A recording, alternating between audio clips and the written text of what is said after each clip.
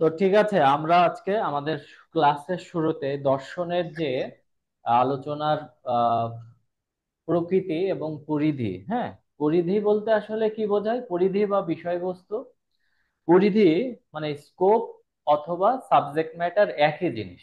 পরিধি বা বিষয়বস্তু মানে দর্শন যে বিষয়গুলো নিয়ে আলোচনা করে তাকে বলা হয় দর্শনের আলোচনার বিষয়বস্তু বা সাবজেক্ট ম্যাটার। আর দর্শনের আলোচনার বিষয়বস্তু যে পর্যন্ত বিস্তৃত সেটাই হচ্ছে দর্শনের আলোচনার পরিধি।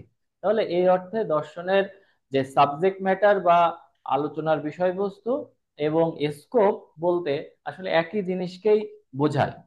তো দর্শনের আলোচনার পরিধি বা বিষয়বস্তুর কোনো শেষ নেই, সীমা পরিসীমা নেই।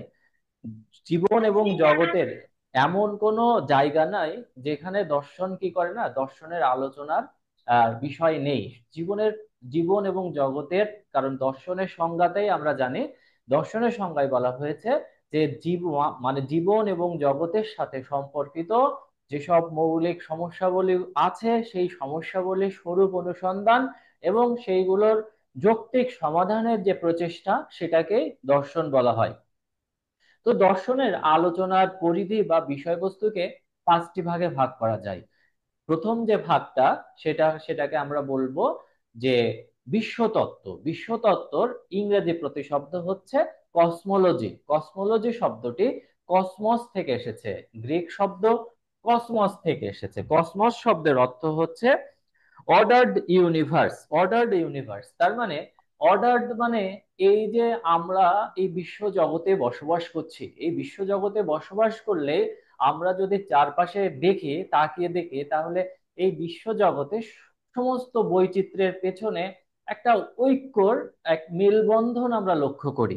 তো এখানে আমরা এই যে জীবন এবং এই যে জগৎ, এই জগৎটা এত সুশৃঙ্খল কিভাবে হলো, এই জগতের সাথে যে বিষয়গুলো জড়িত, যেমন দেশ কাল, জড়, প্রাণ, মন, বিবর্তন, জগতের উৎপত্তি কিভাবে হলো, তারপরে এই জগতের সৃষ্টি, আবার জগৎ সৃষ্টি নাকি বিবর্তন, এটা কি ধারাবাহিক ভাবে পরিবর্তনের মাধ্যমে এই পর্যায়ে এসেছে। তো এই সব বিষয়গুলো নিয়ে কি করা হয়, বিশ্বতত্ত্বে আলোচনা করা হয়। তোমার পরীক্ষায় এমসিকিউ তে প্রশ্ন আসতে পারে যে মানে সৃষ্টি বিবর্তন, হ্যাঁ, দেশ কাল জড় দর্শনের কোন শাখায় আলোচনা করা হয়, তখন তোমাদের উত্তর হবে দর্শনের বিশ্বতত্ত্বে আলোচনা করা হয়। এরকম আসতে পারে যে কসমস শব্দের অর্থ কি? কসমস শব্দের অর্থ হচ্ছে অর্ডার্ড। অর্ডার্ড, হ্যাঁ, কসমস শব্দের অর্থ হচ্ছে অর্ডার্ড ইউনিভার্স, সুশৃঙ্খল বিশ্বজগৎ। এরপরে আসছি দ্বিতীয় নম্বর, তত্ত্ববিদ্যা। তত্ত্ববিদ্যা ইংরেজি প্রতিশব্দ হচ্ছে অন্টোলজি। অন্টো এবং অন্টোলজি শব্দটি অন্টোস এবং লোগোস থেকে এসেছে, গ্রিক শব্দ অন্টোস এবং লোগোস থেকে এসেছে। অন্টোস শব্দের অর্থ হচ্ছে সত্তা, আর লোগোস শব্দের অর্থ হচ্ছে বিদ্যা। তাহলে অন্টোলজি শব্দের অর্থ হচ্ছে সত্তা সম্পর্কিত বিদ্যা।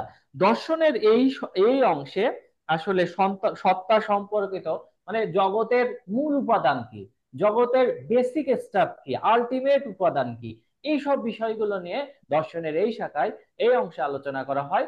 এখানে মূলত যে বিষয়গুলো, যেমন এই সত্তা সম্পর্কিত আলোচনা করতে গিয়ে সত্তা কি এক, সত্তা কি বহু, নাকি সত্তা দুটি, এরকম নিয়ে দর্শনের এখানে একত্ববাদ, দ্বৈতবাদ, বহুত্ববাদ, এই বিষয়গুলো নিয়ে আলোচনা করা হয়। আবার এখানে এই প্রসঙ্গে চলে আসে যে জগতের আদি উপাদান বা মূল উপাদান সম্পর্কে অধ্যত্ববাদ, তারপরে জড়বাদ, এই বিষয়গুলো নিয়ে কোথায় আলোচনা করা হয়? এই বিষয়গুলো তত্ত্ববিদ্যায় আলোচনা করা হয়, যেটাকে বলা হয় অন্টোলজি বা সত্তা সম্পর্কিত বিজ্ঞান। তো এখন তত্ত্ববিদ্যাকে বোধিবিদ্যা বা ফিলোসফি অফ রিয়ালিটি বলা হয়। তত্ত্ববিদ্যার আরেক নাম, তত্ত্ববিদ্যার আরেক নাম হচ্ছে অধিবিদ্যা। অধিবিদ্যা বা কি বলা হয়, অধিবিদ্যা বা ফিলোসফি অফ ফিলোসফি অফ বিভিন্ন জায়গায় এই রিয়ালিটিকে বাস্তবতা অনুবাদ করেছে, হ্যাঁ, অনেকে।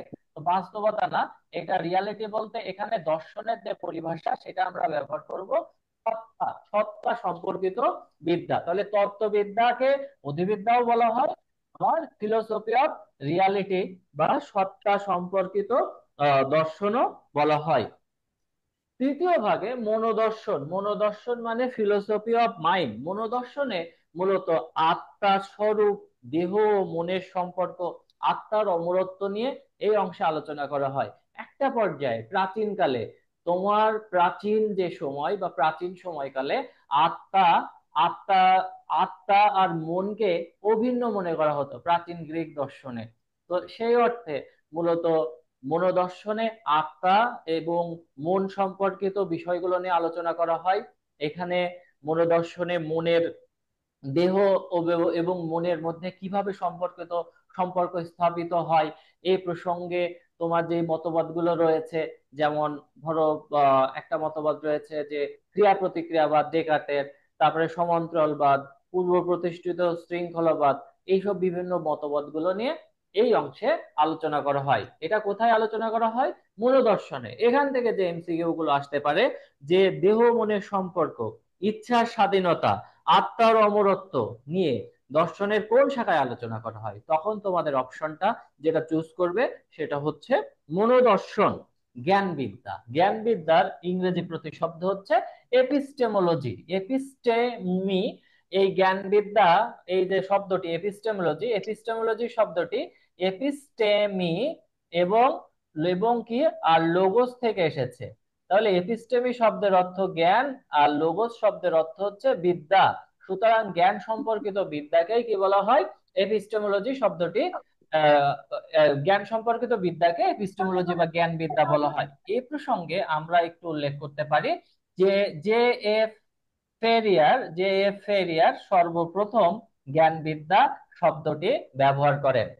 জ্ঞান তত্ত্ব সম্পর্কে, জ্ঞান বিদ্যা সম্পর্কে মানে যে বিখ্যাত একটা গ্রন্থ রয়েছে থিওরি অফ নলেজ।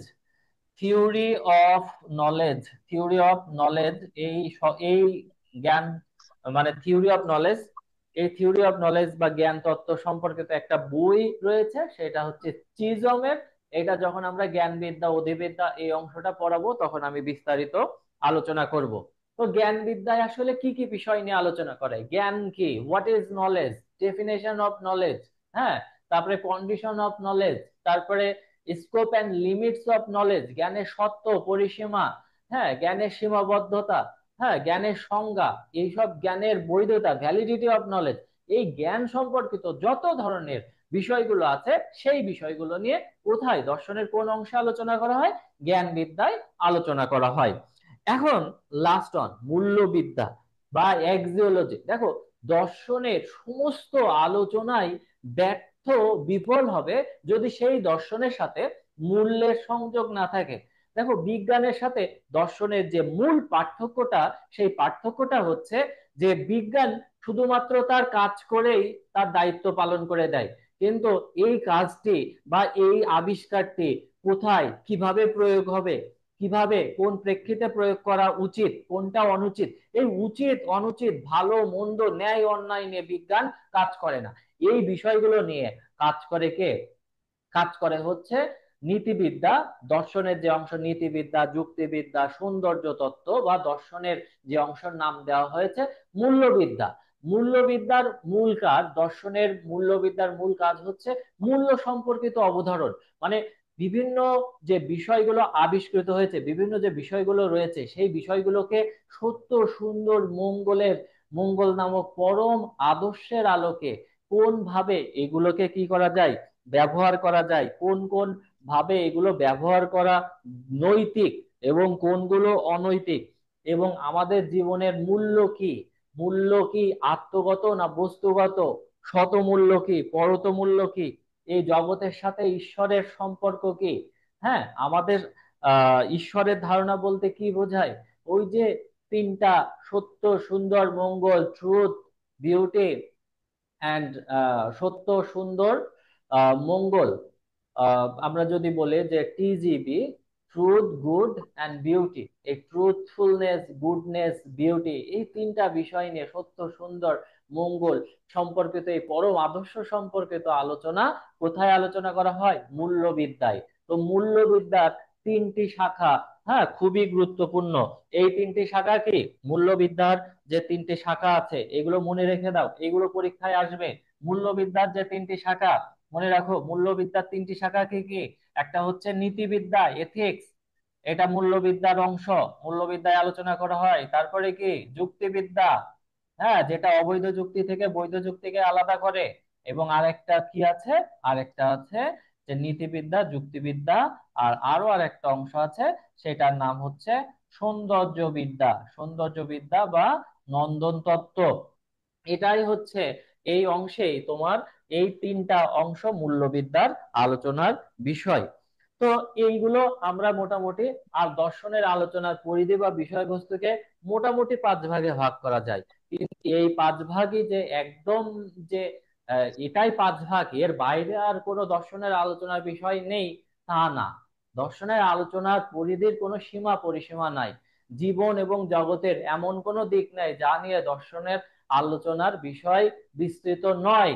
কিন্তু আমরা তো এত কিছু তো আলোচনা করা সম্ভব না, যে পাঁচটি গুরুত্বপূর্ণ সেইটাই আলোচনা। তো এখান থেকে তোমার পরীক্ষায় এমসিকিউ তে প্রশ্ন আসবে যে নীতিবিদ্যা, যুক্তিবিদ্যা, সৌন্দর্যবিদ্যা দর্শনের কোন শাখায় আলোচনা করা হয়? মূল্যবিদ্যা।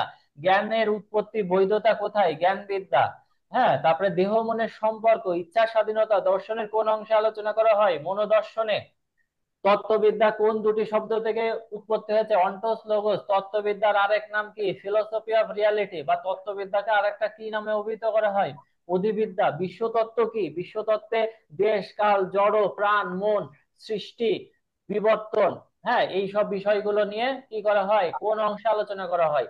বিশ্বতত্ত্বে। তাহলে আমাদের দর্শনের পরিধি এবং বিষয়বস্তু বা দর্শনের প্রকৃতি, এটা দর্শনের পরিধি বিষয়বস্তু আমরা শেষ করলাম।